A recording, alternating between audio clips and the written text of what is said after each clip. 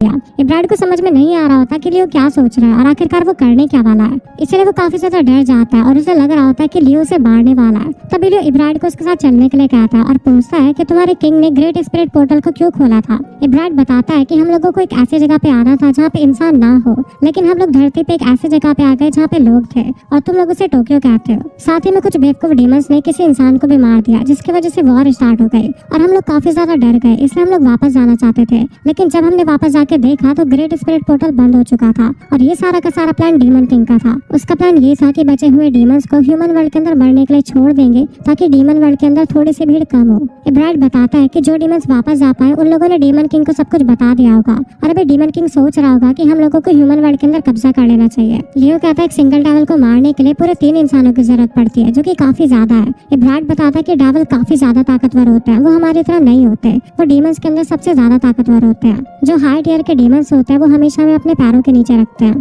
तभी इब्राहिम लियो से पूछता है कि तुम एक आदमी हो ना। लियो कहता है अभी तो उसका कोई जेंडर नहीं है, लेकिन उसे बनाया गया है एक लड़के की तरह दिखने के लिए। इब्राहिम कहता है तुम्हें बनाया गया है, ये क्या कह रहे हो। इब्राहिम सोचने लगता है कि उसे थोड़े समय में मार दिया जाएगा। उसे बताया गया था कि ह्यूमन वर्ल्ड काफी ज्यादा अच्छा है, वहाँ पे गर्म सूरज है और हर जगह पे हरियाली है, लेकिन यहाँ पे आते ही तो हर जगह पे ग्रे बादल दिख रहे हैं और कहीं पे भी उजाला नहीं है। उसके बाद इब्राहिम लियो से कहता है कि अब उसे खत्म कर सकता है, लेकिन लियो अपनी स्वाड को अंदर रख लेता है और कहता है कि तुमने मुझे काफी ज्यादा वैल्यूएबल इन्फॉर्मेशन दी है, इसलिए मैं तुम्हें नहीं मारूंगा और हम लोग तुम्हें यहाँ पे काफी समय तक रहने देंगे और तुम्हें कोई भी प्रॉब्लम नहीं होगी। इब्राहिम कहता है तुम बाकी ह्यूमन से काफी अलग हो और ये अभी से नहीं शुरुआत से है, जब से हम लोग मिले हैं, क्योंकि लियो ने उसके आसपास के सभी डीमंस को काफी आसानी से हरा दिया था। और इब्राहिम के हिसाब से लियो एक मॉन्स्टर है, जो कि ना एक ह्यूमन है और ना ही एक डीमन। लियो वापस से चलना शुरू कर देता है। इब्राहिम कहता है तुम्हारा नाम तो बता दो। लियो उसकी तरफ देखने लगता है और कहता है कि पहली बार किसी डेविल ने मेरा नाम पूछा है। इब्राहिम कहता है क्या तुम्हारा कोई भी नाम नहीं है, क्योंकि जो भी इंसान यहाँ पे पैदा होता है या फिर डीमन वर्ल्ड के अंदर उसे एक नाम दिया जाता है। उसके फादर ने उसे बताया था कि जब तक तुम्हारे नाम को कोई याद रखेगा तब तक तुम पूरी तरीके से नहीं मर सकते।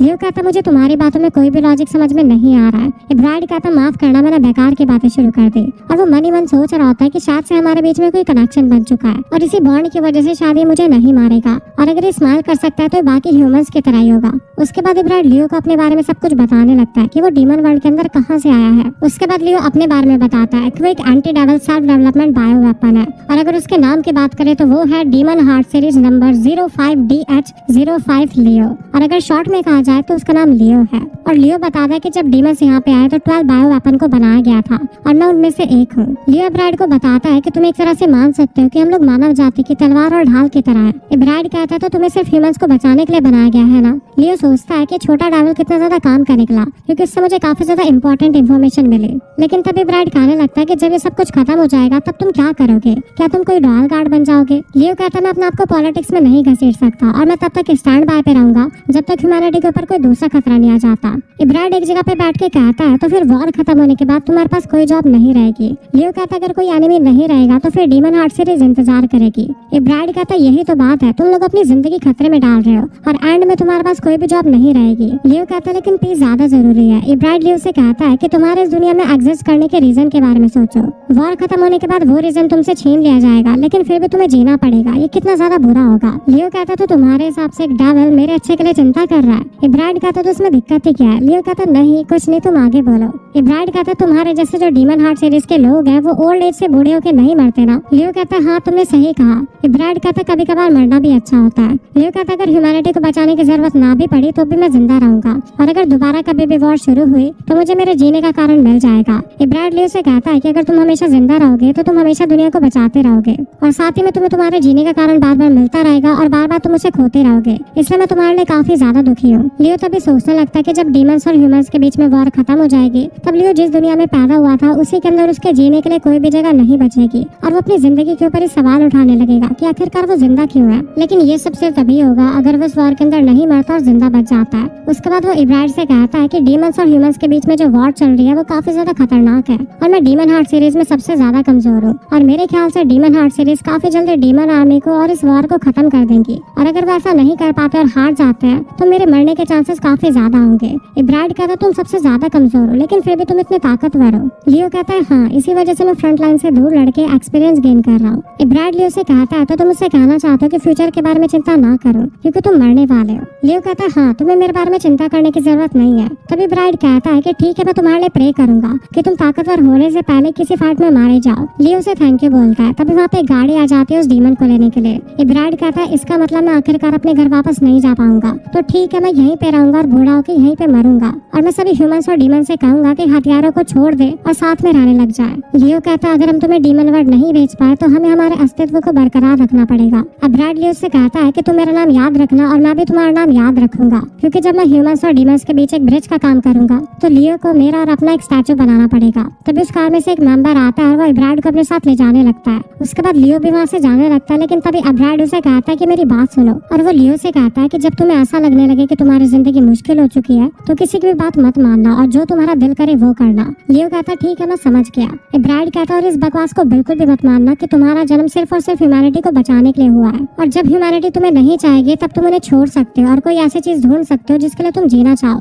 लियो, मैं हमेशा तुम्हारा नाम याद रखूंगा। उसके बाद ब्राइड को वहाँ से ले जाया जा रहा होता है, लेकिन अभी भी ब्राइड लियो से बात करने की कोशिश कर रहा था। लियो ब्राइड की बात सुनकर उसे समझने की कोशिश करता है कि जब भी समय आएगा तब लियो ह्यूमैनिटी को प्रोटेक्ट करना छोड़ के अपनी जगह कहीं और ढूंढ सकता है। और लियो को ब्राइड की बात काफी ज्यादा पसंद आई। लियो ब्राइड से 2060 में मिला था और वो बात काफी ज्यादा पुरानी हो चुकी है क्योंकि लियो भी डीमन कासल के अंदर आ चुका है और उसने डीमन आर्मी को भी ज्वाइन कर लिया है। उसके बाद हमें लियो को दिखाया जाता है जो कि डीमन को नकेडना से मिलने जा रहा था, और वो कहता है कि पहले मैंने अपने दोस्त ब्राइड की बातों को सही से नहीं समझा था, लेकिन अब मैं अच्छे से समझ चुका हूँ और अब मैं अपनी जिंदगी को वैसे ही जीऊंगा जैसे मैं जीना चाहता हूँ, और मैं अकेडना और बाकी लोगों के ऊपर भी काफी ज्यादा ट्रस्ट करता हूँ। इसी वजह से आज मैं उन्हें सब कुछ सच बता दूंगा, और सबसे ज्यादा जरूरी तो अकेडना को ये बताना है कि मेरा नाम ऑनिक्स नहीं लियो है। इसी वजह से आज मैं उन्हें ये भी बता दूंगा कि मेरा उनकी आर्मी को ज्वाइन करने का रीजन क्या था। और ये चैप्टर यहीं पे एंड हो जाता है। चैप्टर 9 के स्टार्टिंग में लियो को दिखाया जाता है जो कि ऑनिक्स बन के अकेडना के पास आया था क्योंकि अकेडना उसे प्रमोट करके एक जनरल बनाने वाली थी। तभी वहाँ पे अकेडना की एक असिस्टेंट आती है और कहती है कि एक बहुत बड़ी मुसीबत आ चुकी है क्योंकि ग्रेट स्पिरिट पोर्टल बंद हो रहा है जो कि डीमन वर्ल्ड तक जाने का एक लौता रास्ता है। अकेडना ये बात सुन के काफी ज्यादा परेशान हो जाती है और सभी लोगों के साथ ग्रेट स्पिरिट पोर्टल पे जाती है। उसके बाद अकेडना बताती है कि उन लोगों के पास ज्यादा क्रिस्टल नहीं है जिससे वो लोग पोर्टल को खुला रख सके।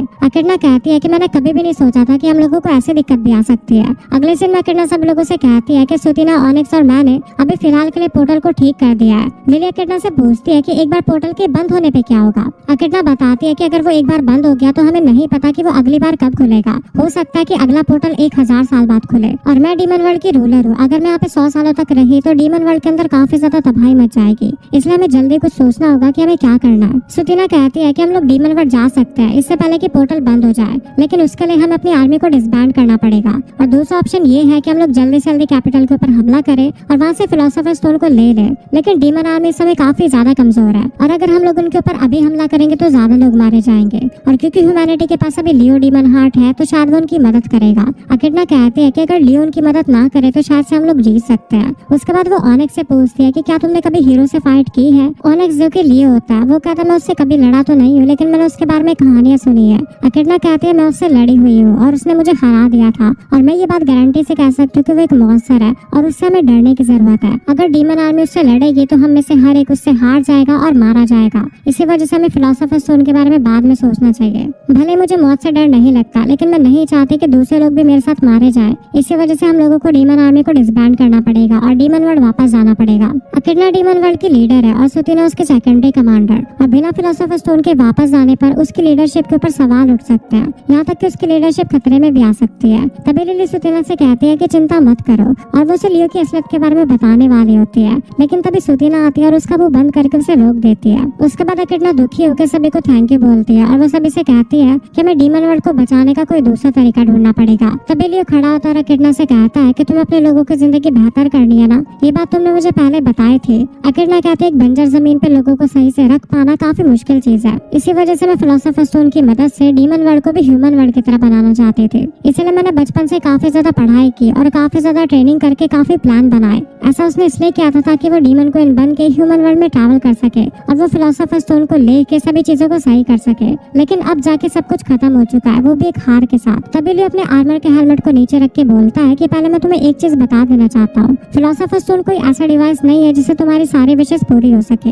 वो स्टोन एक एडवांस इंजन है जो कि मैकेनिकल एज का है, और वो एक माइक्रो ब्लैक होल का इस्तेमाल करता है जिससे अनलिमिटेड एनर्जी प्रोड्यूस होती है। उसे इस्तेमाल करने का एक डिटेल मैनुअल है जो कि इस दुनिया में ही कहीं है, लेकिन ह्यूमंस भी उसे ढूंढ रहे हैं और वो इतना ज्यादा एंटीक है कि उसे ढूंढना काफी ज्यादा मुश्किल हो चुका है। और जहाँ तक मैं जानता हूँ इस दुनिया के अंदर 2 फिलोसोफर स्टोन है। अकिडना ये बात सुन के काफी ज्यादा हैरान हो जाती है और पूछती है कि आखिरकार तुम कहना क्या चाहते हो। लियो कहता है तुम्हें सिर्फ एक ही स्टोन चाहिए ना अपने मिशन को पूरा करने के लिए।